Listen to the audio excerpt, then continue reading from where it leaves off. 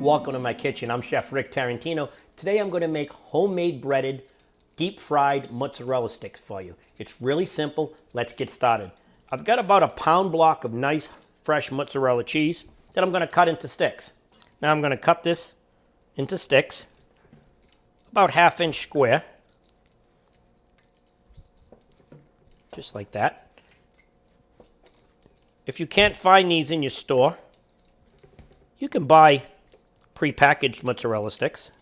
I'm going to mix up my egg. It's my egg wash right here, just 2 eggs.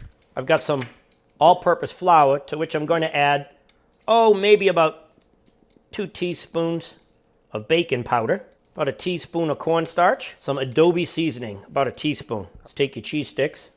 We're going to drop them in our egg, get them nice and coated, and we place them in the flour. Now that they're coated in the flour, we're going to return them to the egg wash and then dip them in the breadcrumb. This will ensure a nice, even breading when we're deep frying. Now we'll drop them into the fryer later. Once they're in there, they're going to float to the top, kind of give them a stir, keep them from sticking together. You can see them browning up really quick, just a minute or two, not even another minute. And I'm going to pull them out. You can see the cheese starting to seep out, just about when she's done. And when you're working with some fresh mozzarella cheese, this is what's going to happen. All right, let's plate these up, shall we? I'm going to put them on our plate right here. I'm going to place them on our plate. Then for a different twist, I'm going to plate these up with some barbecue sauce.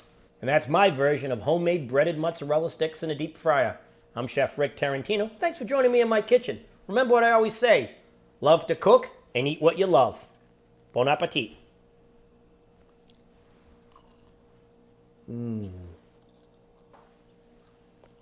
That's delicious.